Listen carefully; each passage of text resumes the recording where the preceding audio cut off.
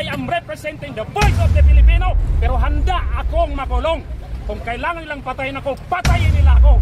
It was a peaceful rally. Nakiusap ang mahigit na 4 na milyong Pilipino. Ito lamang ang paraan para sumulong ang ating bansa. Hindi pinakinggan ang boses ng ganong kalaking bilang ng mga tao. They want to impeach the Vice President because he wants to become Vice President. Hindi po pwede. It cannot be done. Dadagan, Balita News Update.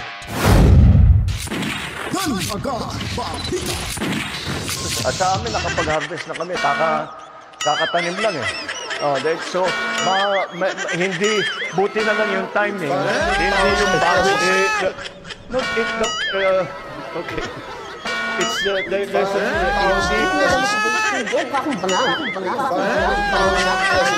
should I say milyonaryo? Sama-sama tayo, babago muli para maging milyonaryo. Wow!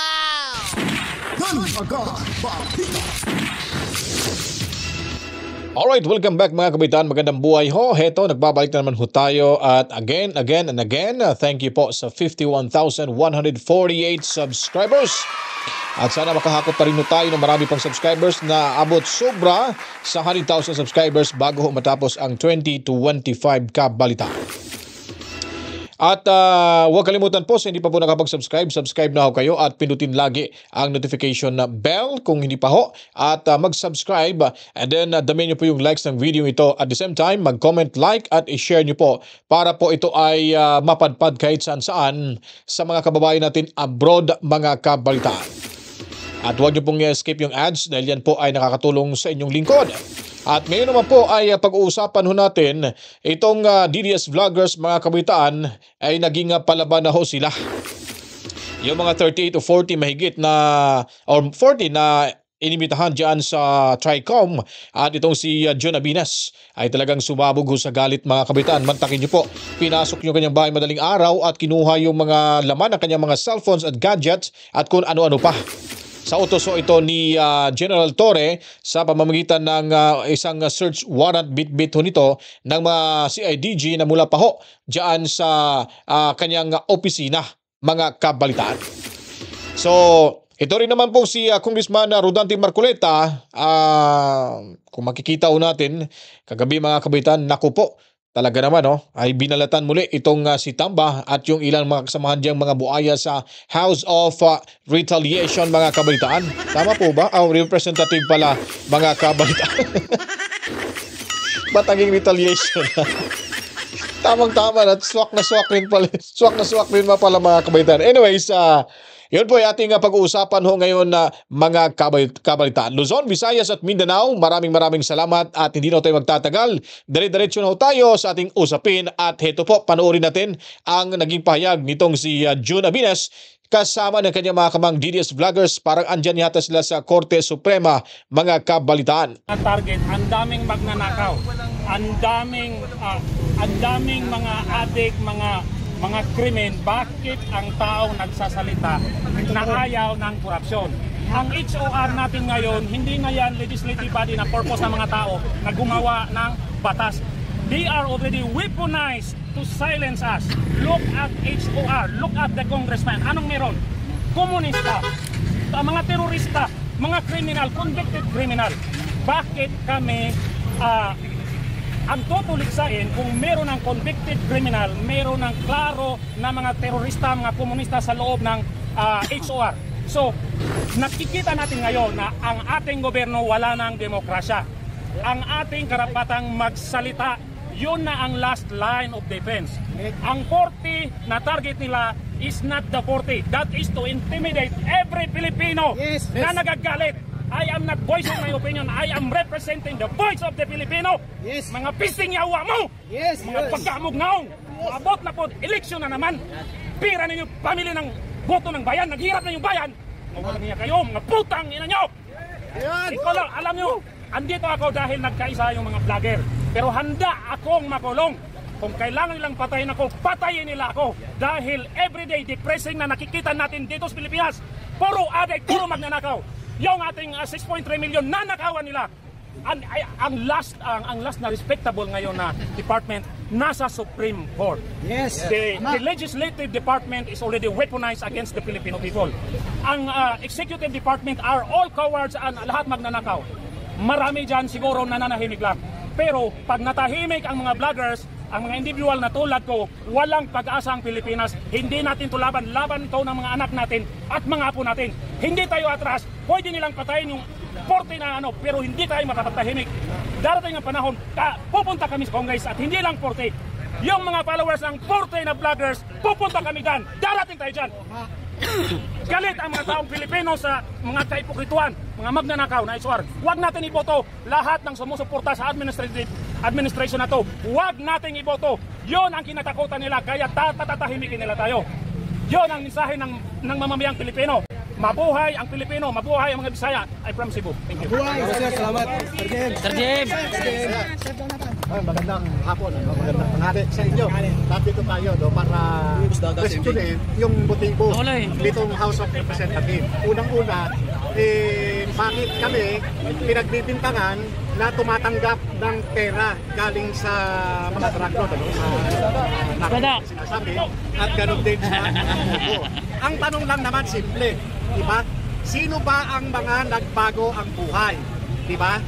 Sino yung mga naka-bulletproof ngayon?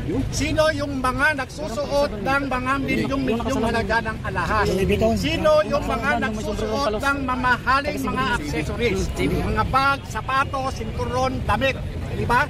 Kung ikaw ay naglilingkod sa taong bayan, nagseserbisyo ka, dapat marunong kang mahiya. Diba? Kami ang pinagbibintangan na tumatanggap doon sa mga sindikato. Hindi kaya kayo, yung sinasabi ninyong kami ay tagapagtanggol ng mga narko at saka ng mga pogo, hindi kaya kayo ang mga narco-politician? Yes. Diba? Tignan ninyo yung mga sarili nyo. Tignan ninyo kung ano yung binibintang nyo sa amin, kayo yan. Diba? Nagtatago kayo sa power ng lehislatura. Kung meron kayong ebidensya laban sa amin, bakit hindi kayo mag-file ng kaso? Para yan ay masagot namin. Ano ang motibo ninyo? Gusto nyong ipakulong kaming lahat? Gusto nyong ipakulong kami hanggang matapos ang eleksyon. Bakit? Para hindi namin mailantad ang mga kabulukang ginagawa ninyo, ang mga pag-aabuso na ginagawa ninyo sa inyong tungkulin, yung mga pagnanakaw ninyo. Kaya kami nandito para questionin itong mga ginagawa ninyo, kung ano yung motibo ninyo. Kaya kami nandito. Akala ninyo, basta-basta kami kakagat sa mga inilatag yung pain. Yung inilatag yung lambat, walang silbi. Walang silbi. Nagpauto na naman kayo. Akala nyo maiisahan nyo ang mga vloggers. Akala nyo ang mga vloggers kapareho nyo sunga. Yun po. Tama. Ayan. Hapon po sa inyo lahat. Nagulat ako, bakit ako nakasama dito? Pero sabi nga natin, huwag ka na magulat. Hindi tayo tatahimik sa mga kupal na to. Hindi kami natatakot, kaya hindi kami sumipot. Ginamit lang namin yung utak namin dahil hindi nyo kayang linlangin ang mga may totoong pakay sa tunay na magandang mangyayari sa Pilipinas. Hindi kami maging tau-tauhan nyo dyan at hindi rin kami papayag na putang na gawin nyo kami, bubulihin nyo lang kami dyan for yes or no. Pero alam naman namin, ang tunay nyong pakay lang, contempt kami hanggang matapos ang eleksyon. True! Wala kayong ibang gagawin dyan. Hindi kami pwede magpaliwanag. Tapos sinasabi nyo kanina, natatakot kami. Hindi po kami natatakot sa inyo. Ang kinakatakutan namin, yung hindi namin maibigay, yung side namin pag tinatanong nyo kami. Dahil lahat na lang ng tinatanong nyo, walang karapatang sumagot sa inyo. Tandaan nyo po, ang taong may pinaglalaban para sa bayan, kahit sa inyo, hindi kami matatakot. Yan ang tunay na laban. Yan ang gusto namin ipamana sa mga kabataan, sa mga anak namin, sa apo namin. Kung hindi nyo kami kayang bigyan ng respeto, kami, rumirespeto pa rin kami sa inyo, pero hindi na, tapos na. Pinutol nyo na yung maikling sinulid na nagbibigti sa atin. Pero sasabihin ko lang sa inyo po, hindi kami susuko, hindi kami luluhod sa inyo. Inalaban namin kung ano ang kailangang ilaban para sa bayan natin. Tama. Kati Binang. Si Miss Kati. Miss Kati. Miss Kati, dito ka na. Si Miss Kati. Ayan. Ayan. Ito. Miss Kati Binang. Magandang hapon. Magandang hapon, ma'am. Hello everybody, nandito po kami. At nandito ako yung support ko sa panawagan natin na magkaroon tayo ng pantay na pamamakayat. At saka hindi mo kami mga fake news, nakikita niyo naman po yung aming mga posts at may mukha ko kami, nagsasalita ko kami, hindi mo kami trolls. So ilalaban mo natin yung karapatang pangtao natin upang tayo lahat, hindi na mo kami bilang mamamayang Pilipino na ipaglaban kung ano yung dapat at nararapat para sa ating bansa. Yun lang po. God bless everyone. Magdasal po tayo para magkaroon tayong mabuti na mga leader, honest, with integrity, at saka makakatotohanan. Lalo na po sa darating na eleksyon, matuto na po tayo. Hindi ho natin kailangan ng lumang mga politician na hindi kaya ipagtanggol ang kapakanan ng ating bayan at mamamayang Pilipino. Thank you. Thank you, Ms. Cathy. Si Boss sir. Okay, una-una salamat po sa lahat ng mga nandito na sa office. Actually, itong issue na ito, obvious naman na ang intention is parang silensyohin tayo, no? Dahil tayo kasi yung medyo maingay na nagsasalita ng yung nararamdaman natin, pinapahirap naman natin, sinasabi naman natin kung ano yung sentimento na pakiwari natin hindi na sentimento ng mamamayan. At kaya naman siguro nagkakaroon tayo ng following, kaya naman po siguro tayo sinusundan sa ating mga social media accounts is because kung ano po yung sinasabi natin, yun po yung pakiramdam ng taong bayan. Kaya po ito, itong ginagawa ngayon ng ating makakalungkot na itong ginagawa ng ating gobyerno ngayon, particularly itong ating kongreso, ito yung parang pagsusupit sa ating karapatan ng magsalita. Kaya hindi po tayo tatangimik dyan at umasa po kayo na tayo ay lalaban. Dahil pinaglalaban po natin dito, may karapatan natin, mga Pilipino, na karapatan po natin kasi na talagang gisingin natin ang ating gobyerno, kalampagin natin ang ating gobyerno, magsabi tayo kung ano yung napupunan natin. Sasasano naman po yan yung po mga sinasabi naman natin, yung mga pinapahid naman po natin. Madali na naman po yan sa taong bayan, hindi ko sa mga congressman na yan. Hindi ko hindi kayo tinatamaan, bakit kayo apektado? Kung hindi kayo talagang may ginagawang mali o ano, bakit kayo nagre-react? At bakit parang gusto nyo kaming patahimikin? Sinasabi lang naman natin kung ano yung nakikita namin. Sasabihin nyo, fake news kami, hindi naman kami gumagawa ng news kayo. At kung ano lang yung nakikita namin sa inyo, yun lang yung sinusulat namin, ginagawa namin ang aming opinion. At yan, emphasize ko, opinion yan. Opinion namin, opinion yan ang nakakarami, siguro, dahil maraming naniniwala sa opinion na yun. At nandiyan po yan, protektado po yan ang ating konstitusyon. So, again po, maraming salamat sa inyong lahat na nandito na sumusuporta and laban lang po tayo. Kasama nyo kami, sir. Thank you, thank you. Thank you, sir. Sino ba yung mas magandang bigote Paano yan? Anyway, we're here. This is the last bastion of our democracy. We are taking the fight not in their court, but in the court of the Filipino people. Correct. Korte Suprema, the highest court in the land. Dito natin sila dadalhin because dito equal ang laban, fair lahat. So, ewan natin kung anong response nila o anong gagawin nila. I'm pretty sure mayroon din silang mga contingency plans, mayroon din silang mga sinasabing plan B or plan C or plan D or mga intimidating tactics na naman ang gagawin nila. So, we will be waiting for those replies and waiting for those actions sa kanila. Sasagutin naman namin at natin yan in a polite and legal way din, no? Pero dun sa mga channels namin, talagang mumurahin natin sila ng napakatinding putang inang giatay sila kanina. Los nila. Okay, nagiulap na ko ba? Thank you. This is our fight. This is no longer our fight. This is the fight of the Filipino people. This is the fight for our freedom. This is now an authoritarian government, a totalitarian government. Wala na. This is just a facade. This is just an illusion of a democracy. We are not in fact in a democracy. I'm telling you that. And tell it to your children, tell it to your family, tell it to your friends. We are not in a democracy. This is just an illusion. People running this government are acting like gods. Wala na silang, they're acting with impunity. Wala na. They don't care about your rights. They don't care about your money. They don't care about anything except their own self-interest, their own vested interest, and to perpetuate themselves in power by suppressing and talagang tigihin lahat na ng mga dissenting opinions. No? So, I'm calling on the Filipino people. This is your fight. We need to speak up. We need to stand up. At dito yun. This is the last bastion of our democracy. I hope the Supreme Court will be wise, no? And will be considerate in tackling this petition, and hopefully we could get a favorable ruling from the Supreme Court. Because I still have faith in our justice system, honestly. No? Yung legislative at saka executive, colluding na sila, as we all have seen. Pero ang Korte Suprema, I hope, and I still pray, and I still hope, no, na they will still uphold the rule of law and interpret our laws of the land na dinisinyo talaga for the betterment of the Filipino nation. So yun lang po, no, and I hope you will be with us in this fight. Because this is going to be a long and hard battle. It's going to be an uphill climb. So I hope andun kayo at itutulak nyo kami. No? Kasama nyo kami, sir. Habang tinatahak namin yung Itutulak ka namin, sir. Salamat po. Thank you, sir. Ang target, ang daming So yun po mga kabataan ay sila ay nagsasalita na ho at hindi ho talaga sila susuko dahil nga po mga kabataan sa kanilang karapatan ay kanilang ipinaglaban ho. Dahil nakikita na ho at ramdam na ho nila na wala na ho tayong patutunguhan dahil nagkakaisa na ho yung mayabang kapulungan at ang Senado mga kabalitaan. At lalo na ho dyan sa TRICOM na talagang sa tingin ho natin na may pang-aabuso na ho. At marami din ng mga eksperto sa batas na sinasabing hindi na kailangan ipapatawag itong mga TRICOM bagkos kakasuhan na lang ho sana nila. Ang problema ay parang nagiging House of Retaliation ng mga kabalitaan. Tingnan nyo, nagkamali ako kanina, House of Retaliation. Parang naging retaliation na talaga mga kabalitaan.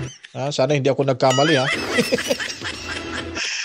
Alright, so ngayon naman po ay ating pakikinggan yung naging talumpati ho nitong si Congressman Marcoleta ay binalatan na naman muli itong si Tamba dyan sa mayabang kapulungan. At kung makikita ho natin dito ay talagang binulgar ho ni Kong Marcoleta yung impeachment laban kay VP Sara Duterte ay talagang totoong may pamumulitika lamang ito mga kabalitaan dahil sa kanyang ambisyon. Matsalam nga pala sa 51,152 subscribers. Mabuhay ho tayong lahat. Salamat sa inyong mga suporta. At bago tayo tutungo kay Marcoleta, mga kabalitaan, ibibigay muna natin itong isang awit para ho dyan sa Kongreso. Puwaya sa Kongreso, gutom sa pera ng bayan. Mga utak dito pero bulsa lang ang laman. Walang bakas sa tunay para sa bayan. Walang pakialam, sariling interes lang yan ang laging una. Nagpapanggap na may malasakit pero sa totoo'y wala. Mga investigasyon pero lahat pekit pabida. Para sa kanila ang pork barrel, para sa atin ang barya. Habang tayo'y nagugutom, sila'y nagsasaya. Puwaya, puwaya, sila'y sakim sa yaman. Puwaya, puwaya, ang pera ng bayan kinakamkam.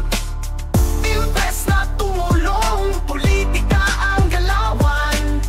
Puwaya, puwaya, sa Kongreso'y halimaw sa kasakiman. Sa bawat hearing may nakatagong agenda. Investigasyon daw pero politika ang tema. Kaliwakanan ng batuhan ng intriga. Ang kalaban nila tudungisan ang kanilang tila. Bakit nga ba sa paggawa ng batas ay hindi sila nakatuto? Laging may pakana, sino pa ang susunod nilang target? Habang nasa pwesto parang hari sa palasyo, tayo'y naiwan sa hirap habang sila'y busog sa kaban ng bayan. Puwaya, puwaya, sila'y sakim sa yaman. Puwaya, puwaya, pera ng bayan kinakamkam. Invest na tumulong, politika ang galawan. Puwaya, puwaya, sa Kongreso'y halimaw sa kasakiman. Bansa'y nalulunod, sila'y nakangiti. Ang ginto sa kamay, sa bulsa nila'y humihimlay. Hanggang kailan magtutusa bawat... Alright, buhay sa Kongreso. Yan, napakaganda yung awit mga kabaitaan. Walang kabusugan. Talagang tagos hanggang buto ito mga balita. No? Anyways, balik ko tayo sa ating paksaw ngayon at dito, no, pakikinggan ho natin itong si Congressman Marcoleta ho dito ay nagsasabi ho siya, may sinasabi siya dito sa kanyang talumpati anong ito ay dumalo sa Cebu sa Ignition Rally mga kabaitaan, no? Alright, so andyan ba? Silipin ho natin muna kung andyan ba mga kabitan. Alright, so pakinggan ho natin itong si Congressman Marcoleta sa rally doon sa Cebu, sa Mandawi, yung tinatawag nilang Cebu People's Ignition Rally mga kabalitaan. In line with the Duterte brand of governance, no, they were officially adopted as the official lineup of PRRD. And the PDP Laban also came out with a statement, no, adopting officially the 3 candidates for senator. So ngayon, we now have a 9-man slate for the Senate. So kulang og 3, no? So without further ado, we would like now to give the floor and the stage isa sa pinakamaisog at pinakamatapang na tumayo for our rights dyan sa House.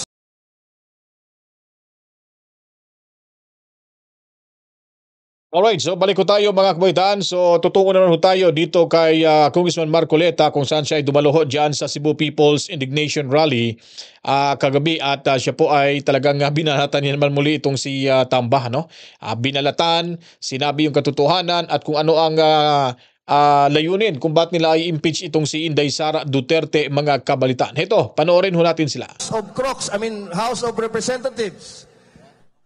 No other than Sagip Congressman Rodante Marcoleta. Senator Rodante Marcoleta.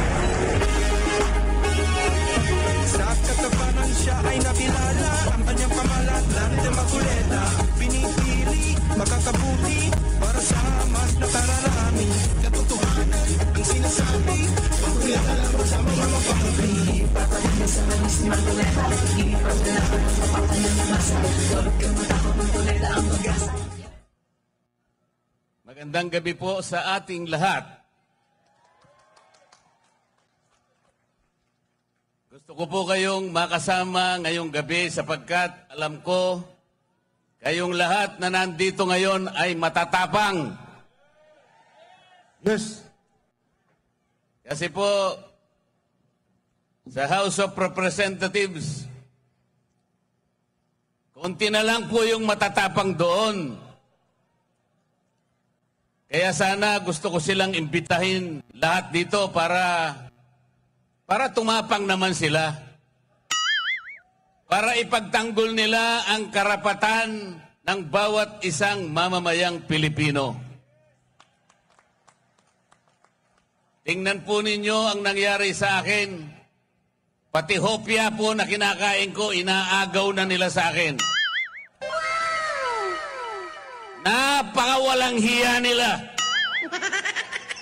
Puro salbahe. Wala naman akong ginawang masama. Sinasabi ko lamang sa kanila, mali po ang ginagawa ninyo. Ito po ang dapat nating gawin. Ito ang dapat nating ayusin sapagkat ito ang nasa ating rules and regulations. Ayaw naman po nilang makipagdebate. Hindi naman sila siguro mananalo sa debate. Ginugulo na lamang nila ako. Puro panggugulo. Kaya sabi ko pupunta na lang ako sa Cebu.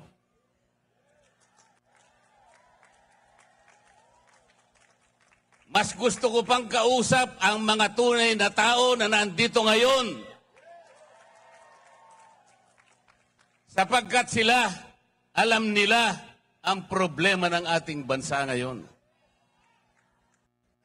Ang presyo po ng bilihin ngayon, lalong-lalo na po ang pagkain, masyado na pong mataas. Kawawa na po ang ating mga kababayan, lalo na po yung nasa panig ng mahihirap. Hindi po nakikita ngayon ang problema na yan. Kaya lalong lumubha ang kahirapan sa ating bansa dahil sa korupsyon.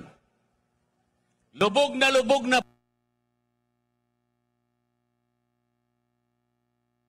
humirap ang ating buhay.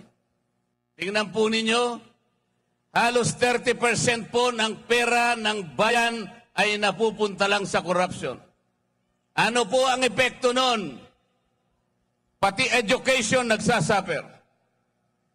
Pati public health nagsasuffer. Sinasabi ko po sa kanila, napakinggan nila ako, itinuring nila akong kalaban. Kalaban nilang lahat. tinanggalan po ako lahat ng committees sa House of Representatives. Ipinaglalaban ko lang naman na ibaba natin ang presyo ng kuryente sa bansang ito. Tinanggal po nila ako sa Committee on Energy. Inobjekan ko po yung bill na sinusulong nila doon sa Nordeco, sa bandang Mindanao, at doon sa Samselco, sa Zamboanga City. Ang sabi ko, pagka inapprove nyo ang bill na ito, lalong tataas ang presyo ng kuryente sa bahagi na yan ng Mindanao. Ayaw po nilang maniwala. Lahat po ng mga panukalang batas na ifinail ko na 10 bills, hindi po nadinig yun. Ayaw nila. Wala silang pakialam sa inyong kapakanan. Ang gusto nila siguro, tumaas ng tumaas ang kuryente sa ating bansa. Alam po ba ninyo kung ano yung pinapangunahing layunin ng batas sa kuryente? Ang sabi ng batas, let us ensure the delivery of affordable rates of electricity to every Filipino. Affordable. Sa Bisaya, barato.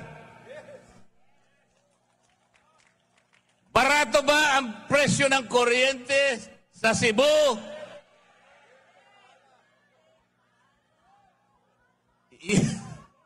Yung batas ng kuryente nagawa 24 years ago, 2001. The underlying objective is to bring down the prices of electricity in this country. It did not happen after 24 years. Bakit pa tayo gumawa ng batas kung yung pinakalayunin hindi naman natutupad? Tayo na po ngayon ang pinakamataas ang kuryente sa buong Asia. Yan po ang totoo. Kaya humirap na ng humirap ang ating buhay. Ako dahil ako'y nakikipaglaban sa karapatan at sa katwiran, wala na po akong committee ngayon. Pati po yung aking mga allowances tinanggal na rin po. Pati po yung aking membership sa Commission on Appointments, tinanggal na rin po. Pati po yung mga pinadadaan sa akin na pantulong sa mga may sakit, yung mga pondo namin sa ospital, biglang finris po lahat. Gusto nilang parusahan si Dante Marcoleta. Hindi po ako ang napaparusahan, yung kababayan po nating may sakit na gusto nating tulungan. Ganito na po ang nangyayari sa House of Representatives.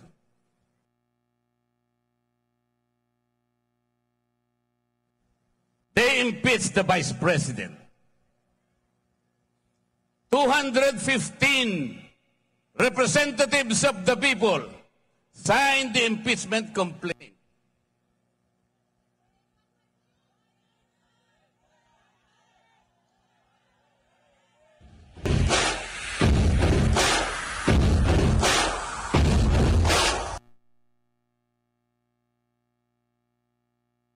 Walang basihan ang impeachment complaint. There is no basis for that. Tinangka nilang usisain yung confidential funds daw ng Vice President. I asked them, okay, kung gusto ninyong umpisahan ang pag-iimbestiga ng confidential funds, bakit ito lamang opisina ng Vice President i-imbestiga ninyo? There are more than 400 offices and agencies of government which are recipients of confidential funds. And they too were notified by the Commission on Audit to submit some kind of requirements. I asked them, ipaliwanag nyo nga bakit in-isolate nyo? Why did you only target the office of the Vice President? Why? Wala po silang sinasagot sa akin. Ayaw nilang sumagot because they cannot explain. Then I told them, bakit kayo ang nag-o-audit? Tayo na ba ngayon ang Commission on Audit? Ayaw nilang sumagot. I told them, the last time I checked, there is only one office tasked by the Constitution to perform audit and investigation of the expenditures of public funds. Only the Commission on Audit. Nothing more and nothing less. Sabi ko sa COA, Mr. COA, ayaw sumagot ng mga kasama kong magagaling. They cannot probably explain why they usurp your responsibility. Kayo ang sumagot. Bakit ninyo sinurrender ang inyong tungkulin dito sa komisyon, dito sa komite na kung tawagin ay Committee on Good Government? Actually, Committee on Bad Government yun eh. Sabi ko sa COA, meron pa bang opisina bukod sa inyo ang binigyan ng karapatang mag-audit? Ang sagot ng COA, wala na po. Ibig nyo sabihin, exclusive kayo dito? Opo. Eh bakit ninyo binigay sa House of Representatives ang tungkulin ninyo? Yung audit po, nag-uumpisa lang mag-audit. Initial findings pa lang. Wala pang conclusion. There is no finality of judgment. Everything else is questionable. Everything else is assailable and appealable. Pero kinuha ng House of Representatives. Paano nangyari ito? Ayaw po nilang sumagot. Isang tao lang ang nagdidikta sa House of Representatives. Napapirma niya ang mahigit na 200 na kasamahan ko sa House of Representatives. Paano nangyari yun? Did the more than 200 representatives consult their constituents kung pipirma sila o hindi? They did not consult anybody. Sila lang ang desisyon kasi mawawalan daw sila ng projects. Mawawalan sila ng akap. Mawawalan sila ng ayudang ibibigay para sa ganon ipamigay sa mga botante na akala nila'y mabibili nila ang boto ninyo. Sa mga matatapang na mamamayan ng Cebu, kung kaya po ninyong huwag tanggapin, huwag po ninyong tanggapin. Kung kaya po na huwag tanggapin, huwag tanggapin. Dahil ito lamang ang magsisilbing sampal sa kanilang mga muka. Gusto kong sampalin ninyo ang kanilang mga muka. Binibili nila kayo, iniinsulto nila kayo. This is not how to serve the people. Hindi ayuda ang gusto ng tao. Ang gusto ng tao, you provide the conditions to grow the economy, magkaroon sila ng trabaho, mabuhay sila ng marangal. Yun ang gusto ng tao. Yun ang gusto ng tao.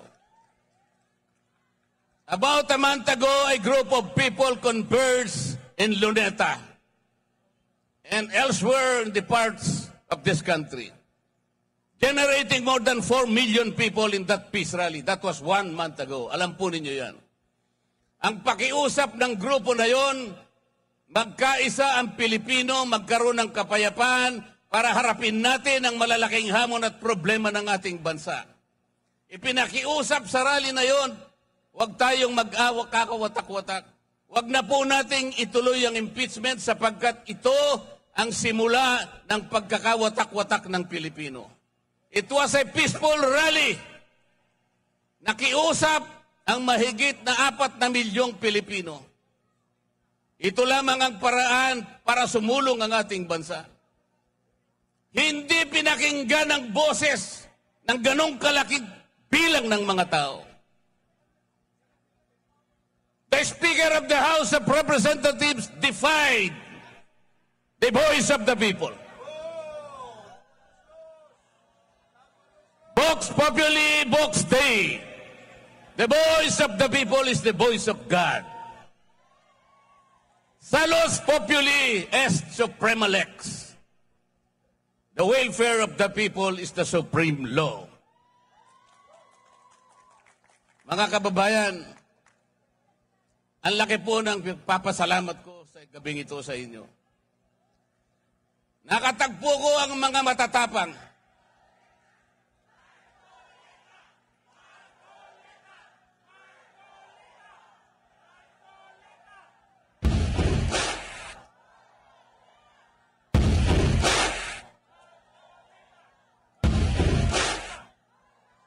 Tonight, let us make a solemn vow. Tonight, let us make a covenant. Let us resist the temptation. Let us repel the vindictiveness of one man, the leader of the House of Representatives. He is responsible in weakening our institutions. Kinuha nila yung pera ng PDAP. Kinuha nila yung pera ng PDIC. Kinuha yung pera ng DBP. Kinuha ang pera ng PhilHealth. Kinuha lahat ang mga pera para ilagay sa project ng DPWH. Let us resist that. Let us say no. These people now gathered tonight have the capacity to do that. Let the terms of this covenant reach the shores of Tacloban City.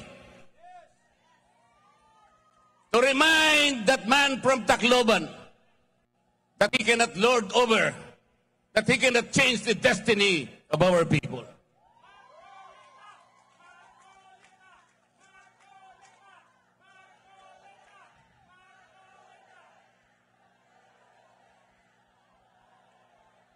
They want to impeach the Vice President because he wants to become Vice President.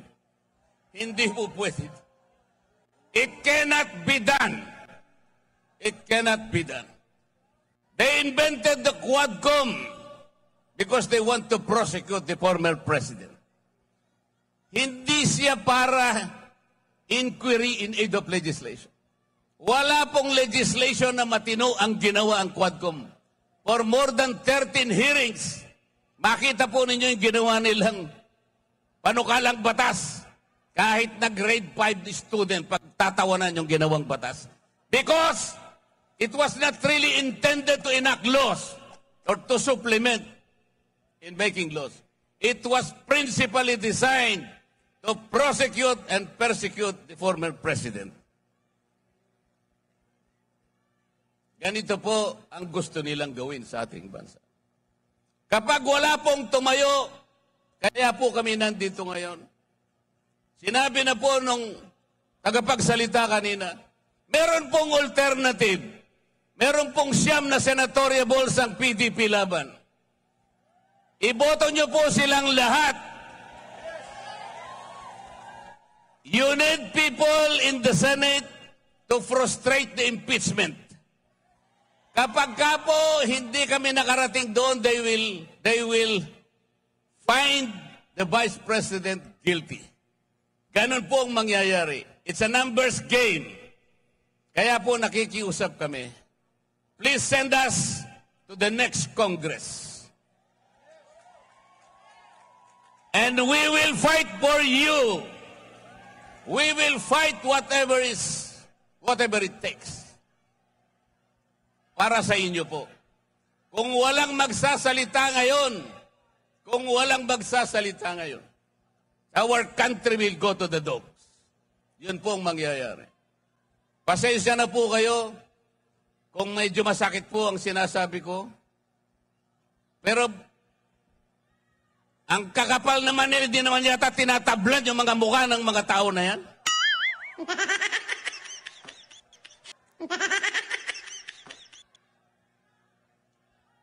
Tulungan niyo po kami. At bago ako magtapos, meron po akong ibubulong sa inyong lahat. Gikan sa akong kasing-kasing, gihigugma ko kamong tanan.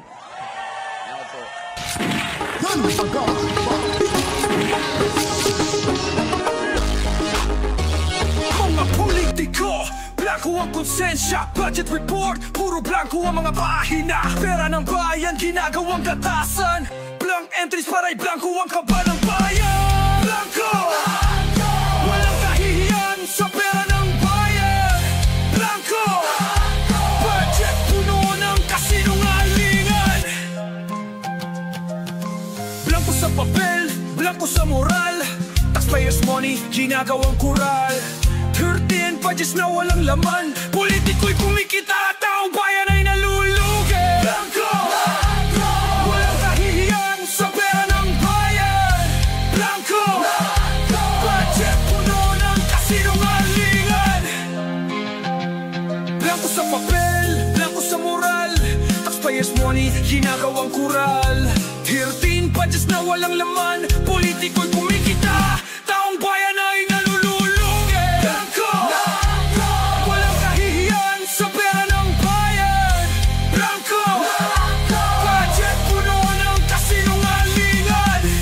Blanco ang sistema, blanco ang accountability, blanco ang konsensya. Puro katiwalian at kasinungalingan. Alright, puro kasinungalingan mga kabalitaan. Narinig na ho si Congressman Senador Rodante Marcoleta mga kabalitaan. Talagang napakasakit ho, Kuya Ed. Okay, napakasakit, Kuya Eddie. Nako, talagang binalatan ho dito si Tambaluslos mga kabalitaan. Kaya po, diretso tayo Senado, siyam ho mga kandidato. Senatorial line-up ng ating PDP laban. Huwag niyo pong kalimutan, ngayong darating Mayo 12. Diretso tayo para ho may pagtanggol ho natin itong si VP Sara Duterte mga kabaitan para ho siya ay magkaroon ng pagkakataon na tumakbo sa 2028 presidential elections. At alam naman ho natin na pinakilala na ho yung mga may mga resibong abogado ho, lalo na pag mga litigation lawyer ay nako po talagang markado ho itong abogado nila ni Tatay Digong at VP Sara Duterte. Well, in fact, si Tatay Digong Duterte ay magiging abogado rin po ni VP Sara Duterte. Kaya nga po mga kabitaan ay diretso talaga tayo sa tawag nito sa Senado, yung mga senatorial candidates natin mga kabalitaan. Dahil yun lang pong paraan para ho makatulong tayo at magtagumpay ho tayo sa labang ito mga kabalitaan. Kaya wag ho nating ipikit balikat at wag ho nating hayaan na mangyari na magwagi or manalo itong mga masasama dahil naman po ay tayo ay talagang may gabay ni Lord. Kaya ho tayo nagkakaroon ng ganitong aktibidades at mga pagkikilos dahil nga po ay ito'y may basbas ho sa kanya dahil tayo naniniwala na nasa tama ho ang mga team suka mga kabalitaan. Kaya nga po sabi ni Inday Sara Duterte, sabi ni Tatay Digong, I am a Filipino for nothing. At ngayon naman ay sinabi ni Inday Sara Duterte, God save the Philippines. So pag nanalo ho tayo, ay save na ho yung ating Pilipinas dahil tayo ay pinahintulutan na magwagi sa labang ito. Pero pag hinayaan natin, malamang ay talagang lulugmok ang kinabukasan ng mamamayang Pilipino mga kabalitaan. Kaya God save the Philippines.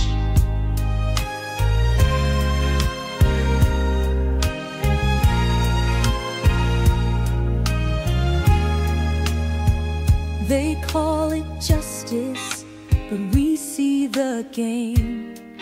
A trial set to silence, to tarnish her name. While the people hunger, while the nation bleeds, they play their power games, ignoring our needs. But we are not blind, we are not weak. We stand with courage, we dare to speak. Through fire and trial, through shadows and pain, the voice of the people will rise once again. God save the Philippines, hear our cry tonight. Through the storm and through the fight, lead lead us through the darkest days. Shine your light, show us the way. God save the Philippines, hold our nation strong. Justice must prevail, right must conquer wrong.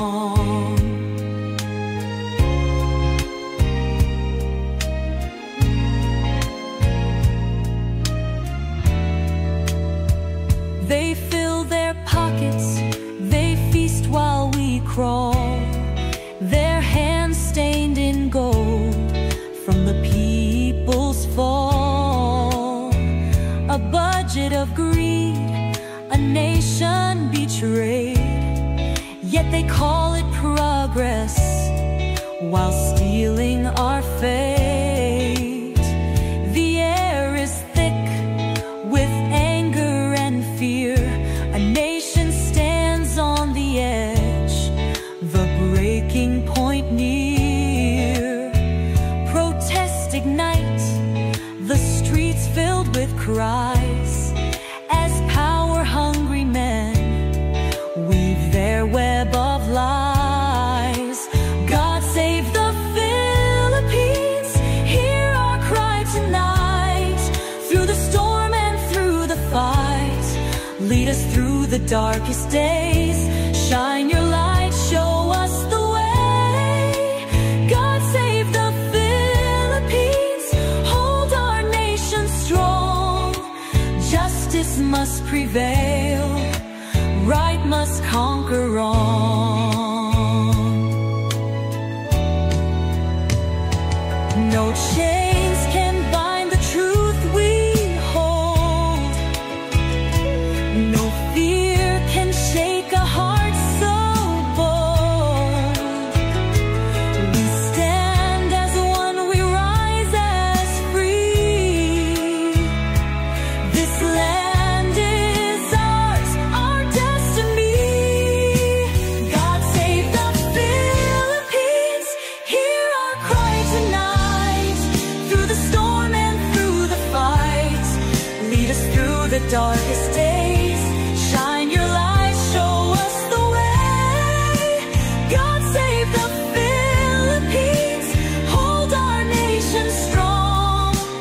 Justice must prevail, right must conquer wrong.